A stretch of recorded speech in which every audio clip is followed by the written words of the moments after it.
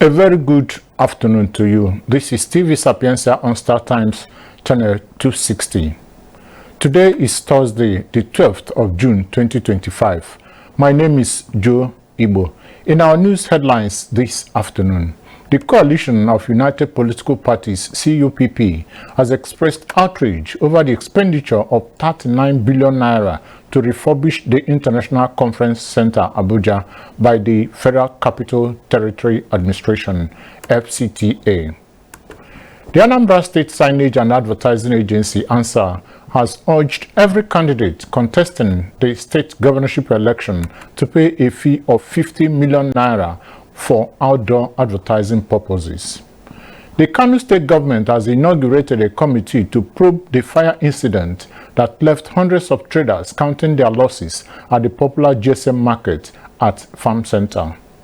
And Governor Otti of Abia State has commissioned 13 newly reconstructed roads in Aba as part of his administration's urban renewal and infrastructure development program. Now the details of the news. The Coalition of United Political Parties, CUPP, has demanded for accountability from the Federal Capital Territory Administration, FCTA, for using 39 billion naira to refurbish the International Conference Center, ICC, Abuja, at a cost it described as outrageous. The coalition also expressed worry over the naming and renaming of public institutions and infrastructure after President Bola Ahmed Tinubu. The National Secretary of the coalition, Peter Ame, in a statement, said the use of 39 billion naira by the Federal Capital Territory Administration, FCTA, to refurbish the renovated International Conference Center, ICC Abuja, is outrageous. CUPP condemned the move, adding that critical sectors like education and healthcare in the FCT have continued to crumble. The statement further pointed out that despite building the ICC in 1991 at the cost of 240 million naira, General Ibrahim Babangida never sought to immortalize his name on it. It said President Tinubu, whose administration merely renovated the ICC at an outrageous cost of 39 billion naira, has renamed it the Bola Ahmed Tinubu International Conference Center. CUPP called for an immediate investigation into the FCTA's expenditure on the ICC renovation and a reorientation of priorities towards education, healthcare, and economic empowerment. The Taraba State government has extended its heartfelt condolences to the government and people of Niger State following the recent devastating flood in the Mokwa local government area of the state. The delegation, led by the senator representing Taraba Central, Manu Haruna, visited the Niger State Government House in Minna to commiserate with Governor Umaru Bago over the tragedy, which has been described as both a monumental loss and a national disaster. Senator Haruna announced a donation of 50 million naira on behalf of the Taraba State government as support for victims of the disaster. In his response, Governor Bago expressed profound gratitude to the government and people of Taraba State for their solidarity and generous contribution during what he described as a challenging time for the state. In another development, the Borno State Governor Babagana Zulum has donated the sum of 300 million naira to victims of the recent flood disaster in the Mokwa local government area of Niger State.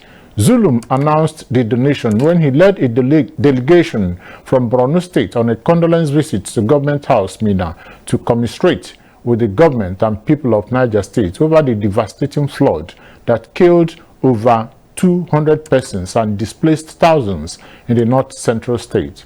He said the donation was to support and complement the efforts of the Niger State government in response to the disaster, which claimed lives and destroyed homes, farmlands, and sources of livelihood. He also urged the federal government to establish a comprehensive mechanism to address the recurring challenge of flooding and other climate-related issues. In his response, the Niger State Governor Umaru Bago expressed deep appreciation to Zulum for the visit and the generous donation, describing it as timely and a true demonstration of solidarity and brotherhood. The Anambra State Commissioner of Police, Ikoye Orutugu, has ordered the detention of 3 police inspectors following allegations that they extorted a man during a patrol operation. This was made known in a statement released by the Anambra State Police Command spokesperson, Tochukwu Ikenga. While the identities of both the inspectors and the victim were not revealed, the statement noted that the 3 inspectors were on a routine security patrol when they intercepted the victim, forcibly conducted a search of his mobile phone, and proceeded to extort him.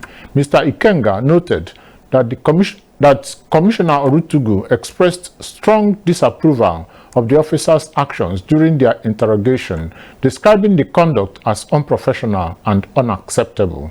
Reaffirming the command's stance on discipline, Ikenga quoted Mr. Orutugu as saying that the Nigeria Police Force will never condone any form of abuse of office, corruption, or unprofessional conduct from its personnel. The Anambra State Signage and Advertising Agency, ANSAA, has urged every candidate contesting the state governorship election to pay a fee of 50 million naira for outdoor advertising purposes. The Managing Director / Chief Executive Officer of ANSAA, Mr. Tony Ujubuonwu, who disclosed this at a press conference held in his office in Oka, said that the payment grants the candidates the right to deploy their campaign materials such as posters, public address systems, street stunts, rallies, branded vehicles, flyers, t-shirts, caps, buntings, and sundry in locations across the cities, villages, and communities of the 21 local government areas of the state. According to Ujubuonwu, political parties and support groups could equally make the one-off payment on behalf of the contestants, otherwise they will not be allowed to display their campaign materials in any part of the state. He added that the agency has duly informed all the political parties and their candidates about the levy. He further urged the contestants and political parties to ensure that their advertorials were vetted by the Advertising Regulatory Council of Nigeria, ACON, just as they should not erect or install billboards or other advertisement structures without obtaining permission from the authorized firms in Nigeria and candidates paying for campaign. The Kano state government has inaugurated a committee to probe the fire incident that left hundreds of traders counting their losses at the popular GSM Market at Farm Center. Goods worth millions of naira were lost to the inferno. Secretary to the state government, SSG Alhaji Umar Ibrahim, stood in for Governor Abba Kabir Yusuf to inaugurate the panel of inquiry. The members were saddled with the responsibility of unraveling the causes of the incident, assessing the extent of damage, and making recommendations on how to avert future reoccurrence. He called for all donations and assistance to be channeled through the committee or the designated government account to ensure accountability and equitable distribution. He urged individuals, corporate organizations, and well-meaning Nigerians who wish to support the affected traders to use the official account. The committee, chaired by the Special Duties Commissioner Nasiru Garo, had its members drawn from key government agencies, emergency services, security outfits, and market leadership. The committee's responsibilities include determining the causes of the fire, evaluating the level of destruction and any loss of life, examining the emergency response during the incident, and reviewing existing fire safety measures at the market. A chieftain of the People's Democratic Party (PDP) in Akwa Ibom State and chairman PDP Advocate for Peace and Justice, Dr. Tom Fredfish, has described the defection of Governor Umo Eno to the All Progressives Congress (APC) as illegal. He called on the National Secretariat of the PDP to challenge the defection in a court of law. Governor Umo on Friday last week ditched the PDP for the All Progressives Congress, citing crisis in his former party and love for President Bola Ahmed Tinubu as reason for his defection. Reacting to the governor's defection, Fredfish said Governor Eno did not give satisfactory reason why he decided to dump the PDP, apart from his admiration for the president.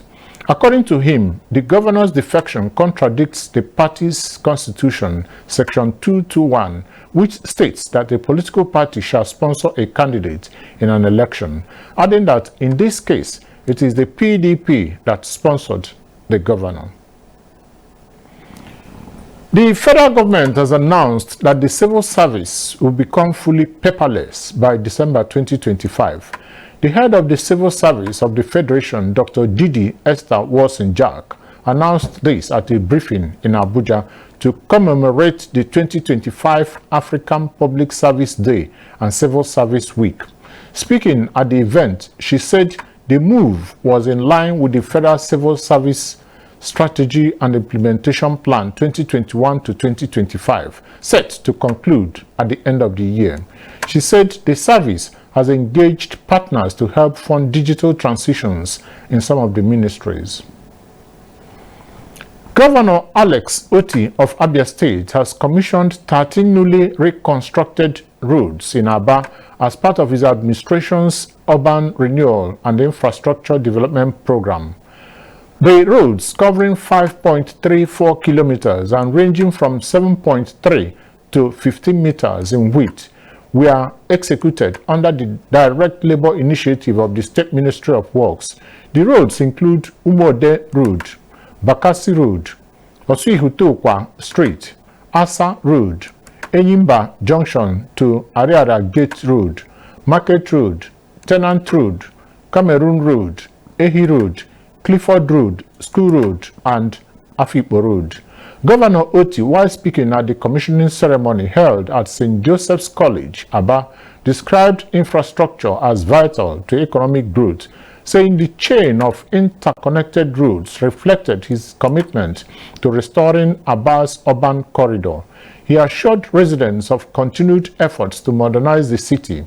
The governor commended the people for their patience during years of infrastructural decay and urged them to take ownership of public facilities by safeguarding them and paying taxes to support government projects.